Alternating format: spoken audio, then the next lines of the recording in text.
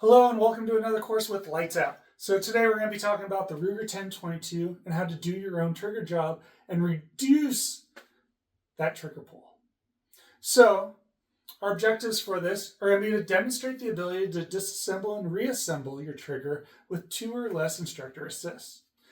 Secondly, we're going to operate hand and power tools to modify the trigger according to instructor guidance and safely, I stress safely, reduce the trigger pull to less than 4 pounds. And our last objective is going to be evaluate the modified and reassembled trigger to ensure safe operation. So all this talk about safety, let's talk about the gun safety rules. There's 4 of them. First one is always keep the muzzle in a safe direction. 2, treat all firearms as if they're loaded. 3, keep your finger off the trigger until you're ready to shoot. And 4 is going to be sure of your target and what is beyond it. So you'll notice the muzzle here is pointed in a safe direction. Nothing will go in front of that muzzle throughout this video. 2, treat all firearms as if they're loaded. So we need to perform a safety inspection to make sure that this rifle is not loaded.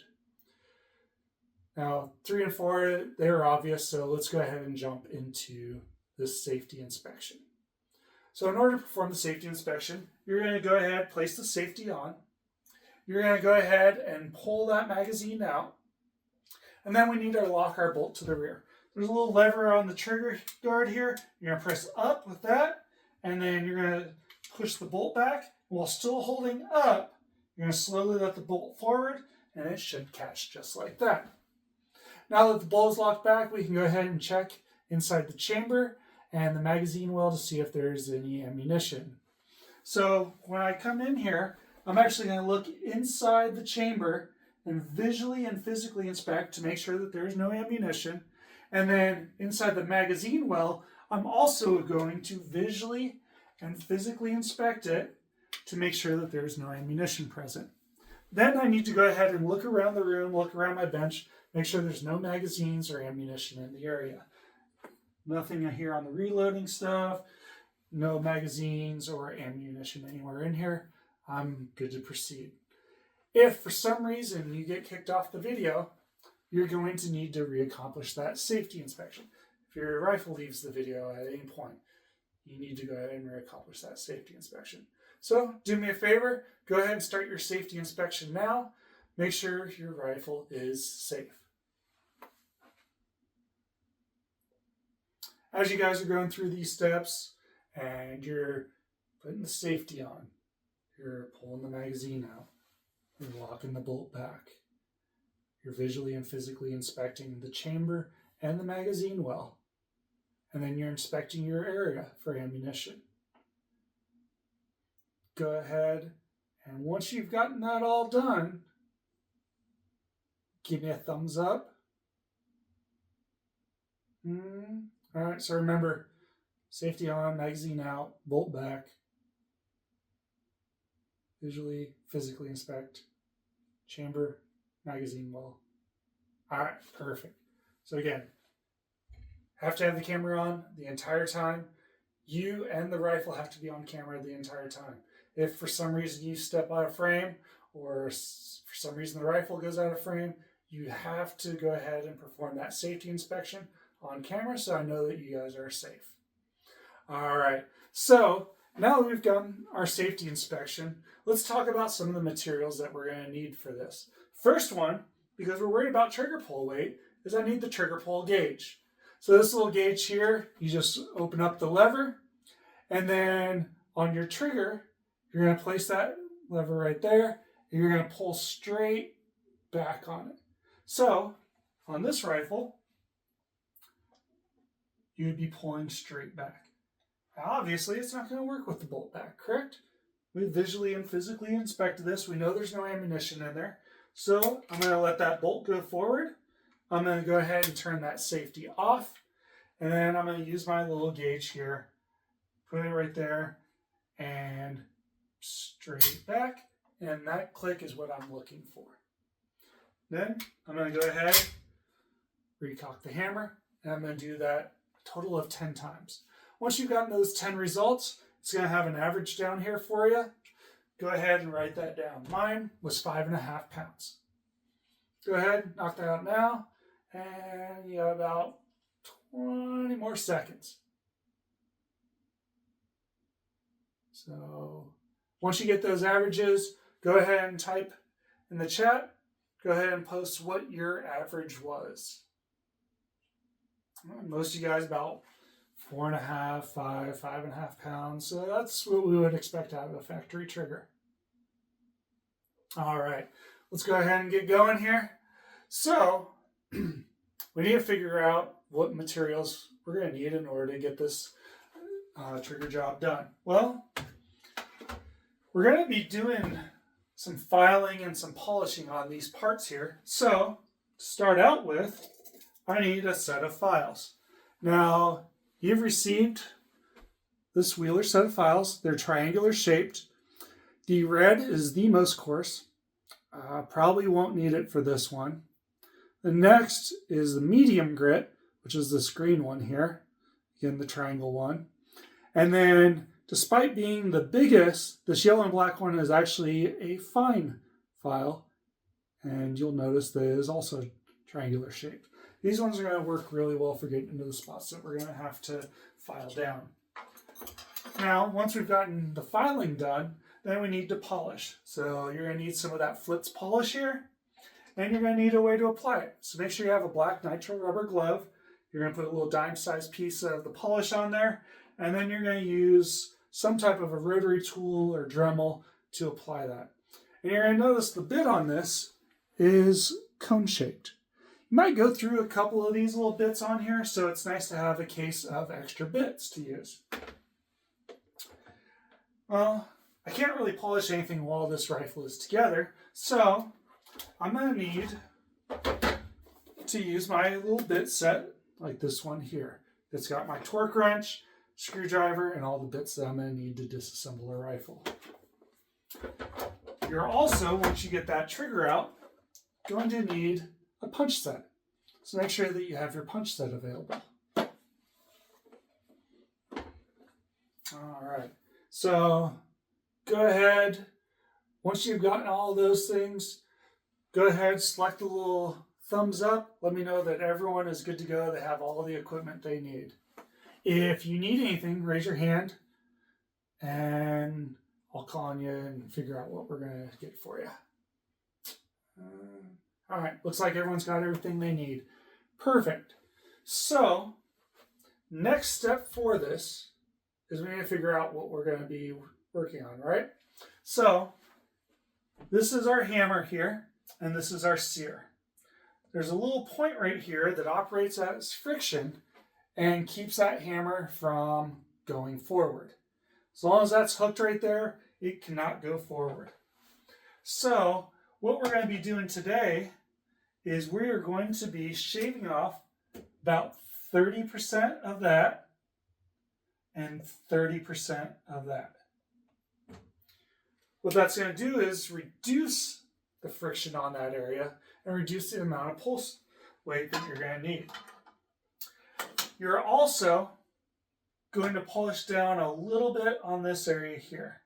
Now, when you're polishing, I recommend placing your components in a vise like this.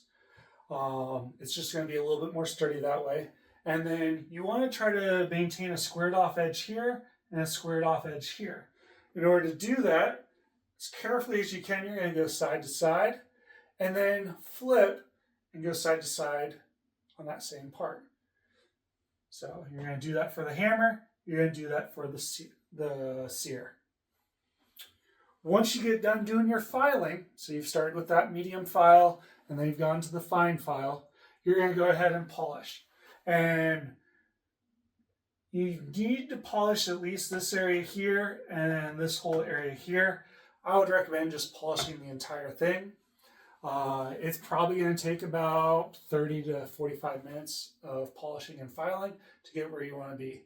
As you're going through the process, you're going to continuously check to make sure that these are sitting together flush and they're actually grabbing onto each other. If they aren't, you might have a problem. So, how do I check to see if there's a problem? Well, so let's say we put everything back together and I need to perform my safety inspection again, right? So we're going to go ahead, place safety on. We're going to make sure the magazine is out. We're going to go ahead and lock that bolt to the rear. I'm going to visually and physically inspect that there is nothing in there. Double check the area, make sure there's nothing in the area. Now, what I'm going to do is I'm going to perform a safety check on the trigger. In order to do that, we're going to go ahead and put the bolt forward.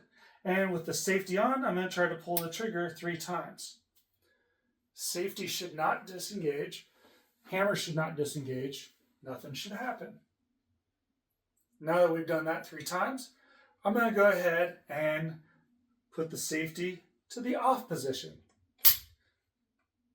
That shouldn't have clicked.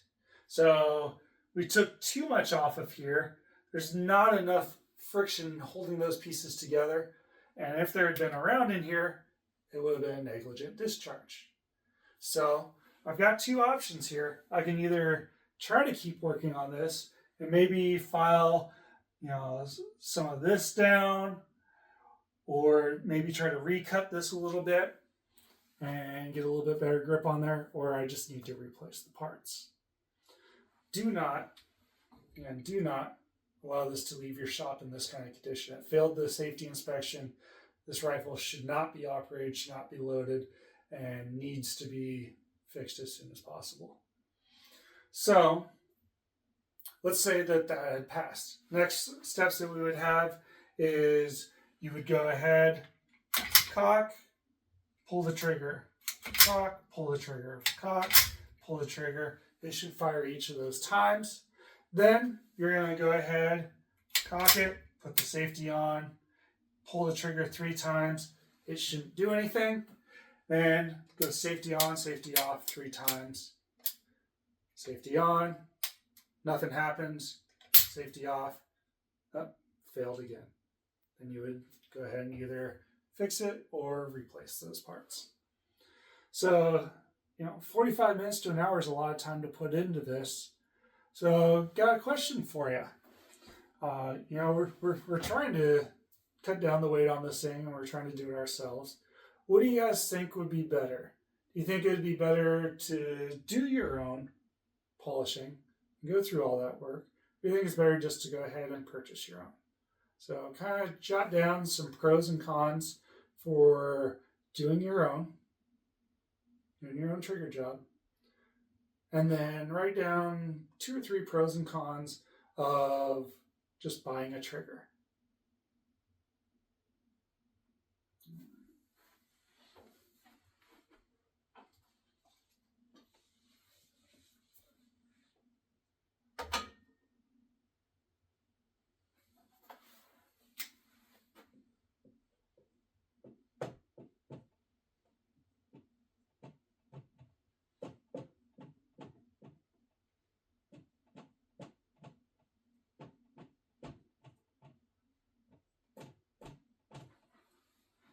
All right, so you guys should have those down.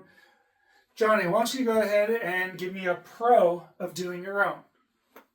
Cost. Yep, absolutely. Cost of the trigger. All right, Jackie, what do you have? Custom. What do you mean by custom? Oh, ability to customize and control what you want. Absolutely. And Steve, what do you got? Steve. Oh, hey Steve, since you're kind of a little distracted there, can you go ahead and double check your rifle, make sure it's safe, do the safety inspection? And while you're doing that, Sean, can you go ahead and let me know one more pro for doing it yourself? Experience. Awesome.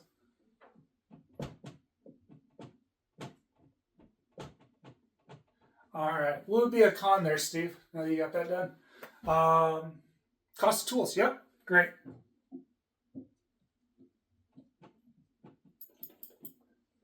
And Abby, what do you have for another con?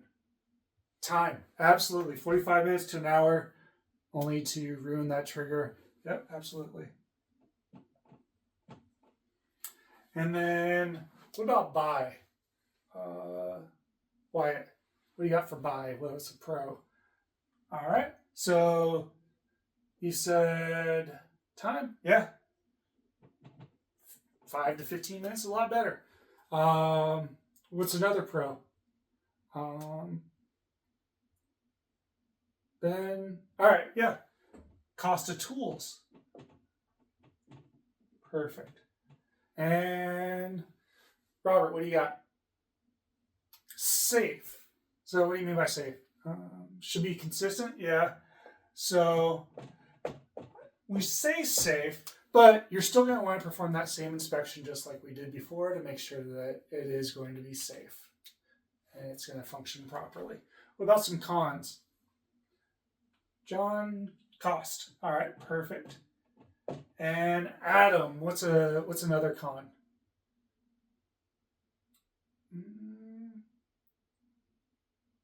What do you think, Adam?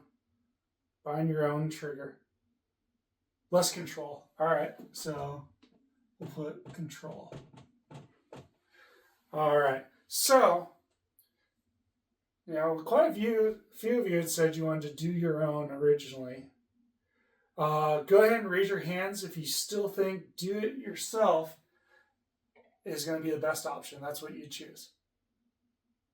Oh, wow, even more of you. All right, I like that. And what about those of you that said buy? Go ahead and raise your hands. Your decision after going through this process is to buy. And Sean, what's your reason for that? Yeah, 45 minutes to find out you had a broken item. It's much better just 5-10 minutes. I completely understand that. All right, guys. Well, go ahead, proceed through your lesson here. Go ahead and knock those out, and then let me know if you have any questions.